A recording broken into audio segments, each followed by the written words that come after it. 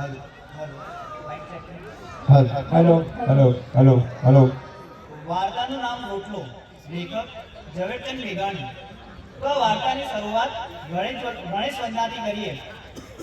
જય દેવ દુંદાળા અંકુશવાળા ગજમથાળા કિરપાળા ઉંદરસવાળા ચાર ભુજાળા લાલ જગાળા હિરમાળા ભીડભંજન હારા વિઘ્ન હરાળા માતૃમાના છોગાળા છોગાળા હે દીન દયાળા એક દંતાળા કરસતવાળા રખવાળા રે જીરે કરસતવાળા રખવાળા.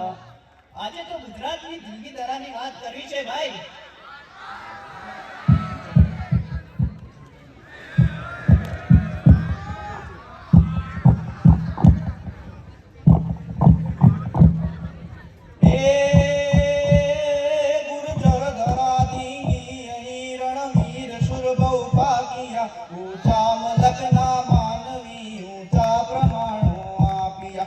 ત્રાસતી તપતી ધરાને ઠારવા સૌ પાળિયા કોઈ ખેડતા દરિયો સુદરનો જોમવંતા વાણિયા રે જીરે જોમવંતા વાણિયા.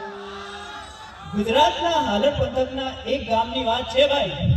ગુજરાતના હાલડ પંથકના એક ગામમાં સંધ્યા કસુંબર ચુંદડી ધારણ કરી આકાશને માંડવે પથારી વાળી છે.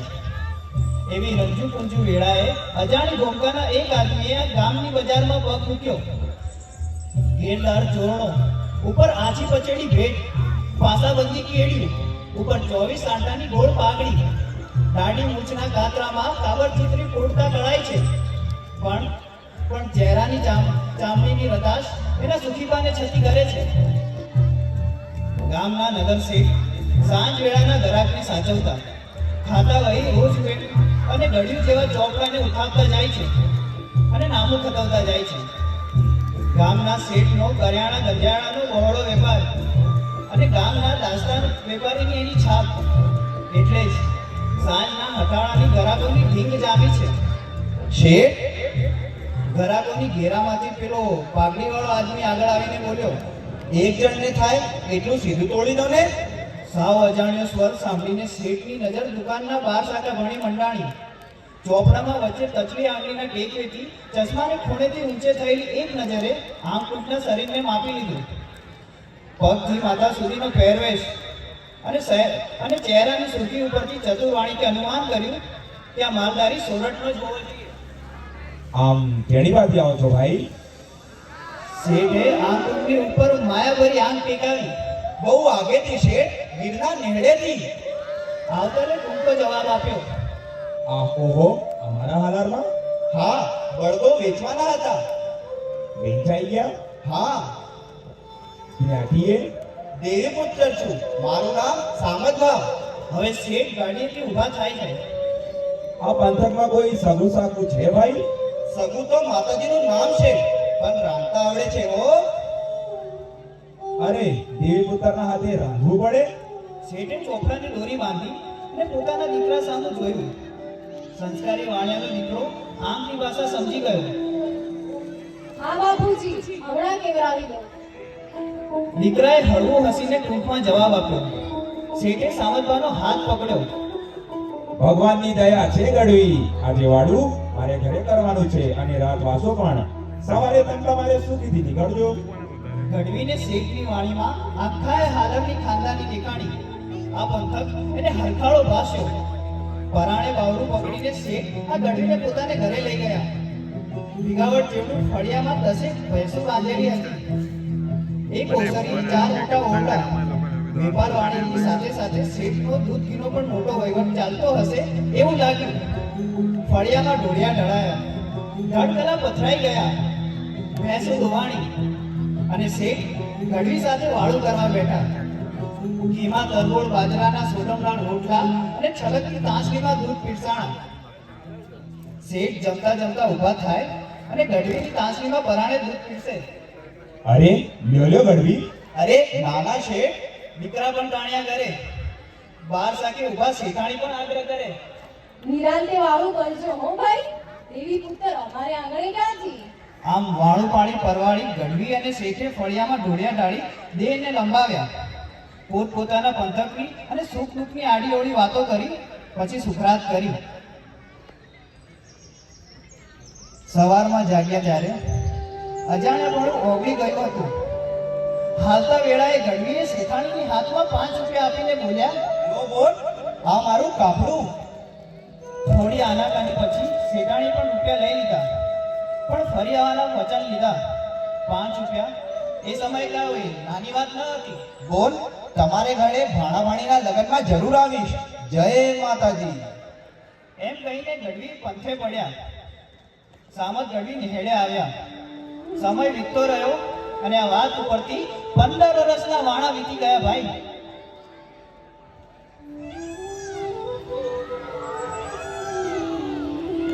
ગીરનું જંગલ ગાજે છે, ઝાડે ઝાડ, પાને પાન, પહાડે પહાડ, નદીએ નદી, સાંજ વેળાએ તારા કોહળના ગીત ગણગણે છે.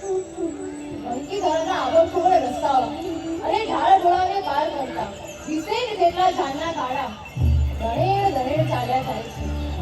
ચાની હારે 5 વળાવ્યા સમાય છે, ગીતો ગવાય છે, વાતોની ચપળો બોલે છે. નદીના વહેણમાંથી અને ઝાડીઓની ગોળમાંથી આવતો ઠંડો પવન વાતાવરણને પ્રફુલ્લિત કરી રહ્યો છે. જાનૈયા અને જાનડીઓના લગ્નનો ઉમંગ એની રળિયાળની જાણે વાર્તા માંડી રહ્યો છે. અને એકાએક બધું થંભી જાય છે.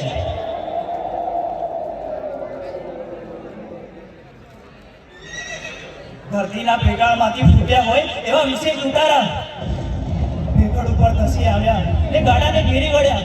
ઉભા રાખો ગાડા. એમ ત્રાડ પડી ને ગાડા હાથના થથરી ઉઠ્યા.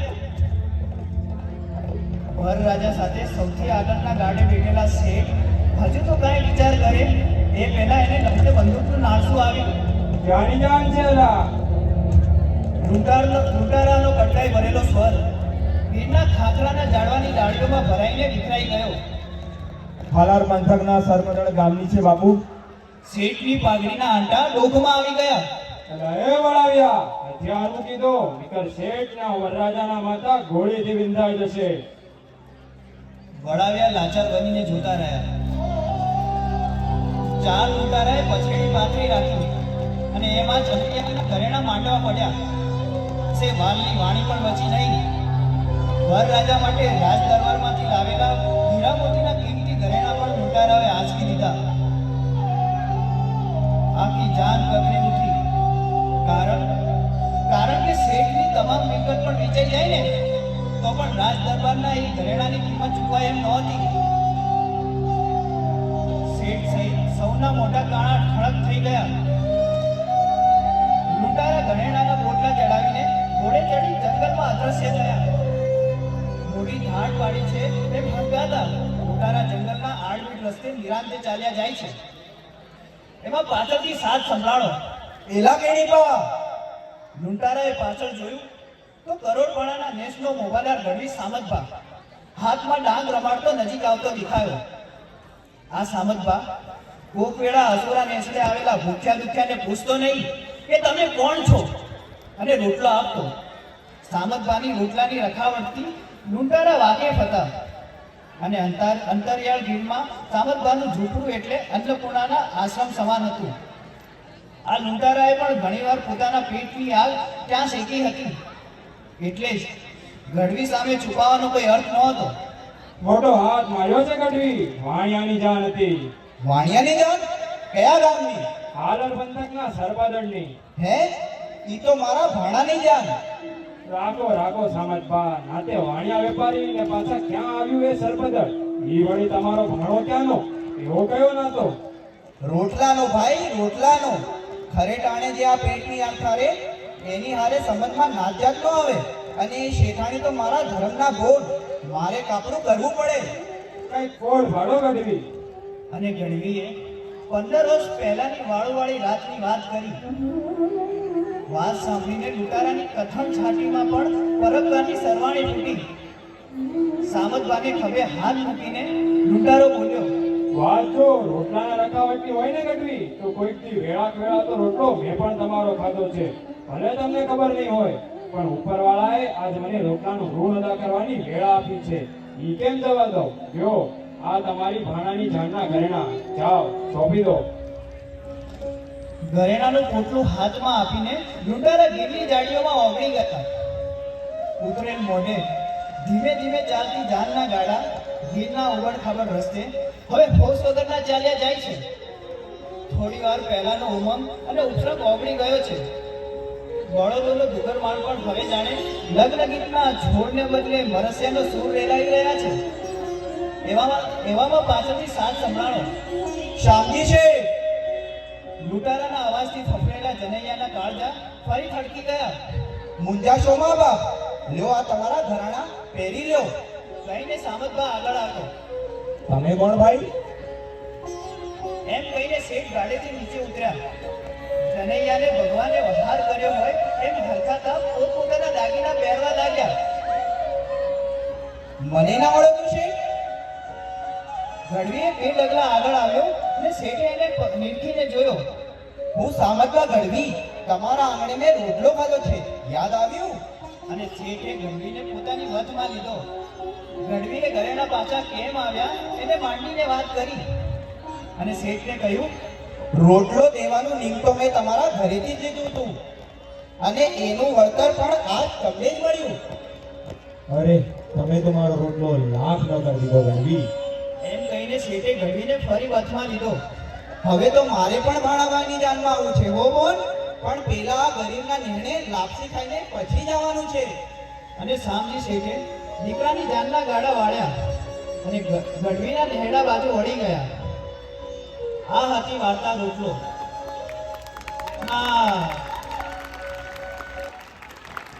રોટલા વાર્તામાં વાણિયાનું જેનું પાત્રનું ભજવ્યું તેનું નામ છે સોની જગદીશ.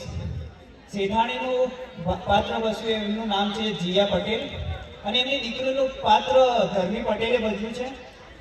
આ વાર્તાનો ગઢવી એટલે હર્ષ પંડિત અને લૂંટારો આપણો મિત અને સૂત્રધાર હું. અને ખાસ કરીને જે વિશેષ આભાર છે નૈનેશ સરનો. અને મ્યુઝિક પણ ધર્મીએ કર્યું છે.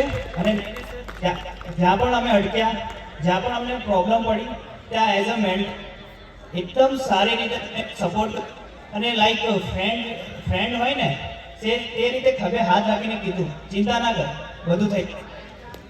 તો thank you Nainesh sir. Thank you.